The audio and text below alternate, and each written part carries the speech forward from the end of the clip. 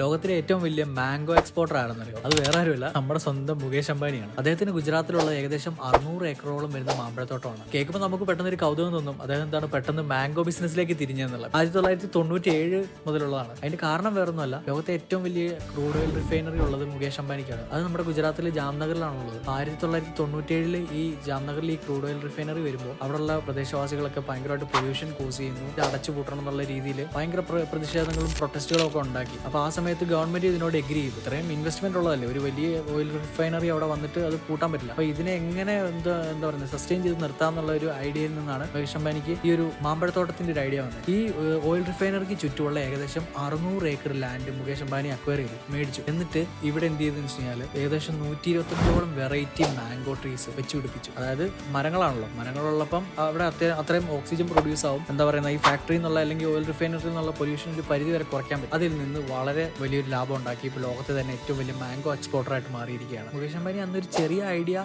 Workout ചെയ്തുകൊണ്ട് ഇന്ന് മുകേഷ് അംബാനിക്ക് ആ ഓയിൽ റിഫൈനറി അങ്ങനെ തന്നെ കണ്ടിന്യൂ ചെയ്ത് പോകാൻ പറ്റുന്നുണ്ട്. അതുപോലെ തന്നെ 600 ഏക്കറോളം വരുന്ന ഒരു ലോകത്തിലെ തന്നെ ഏറ്റവും വലിയൊരു മാംഗോ എക്സ്പോർട്ടർ ആകാനും പറ്റി.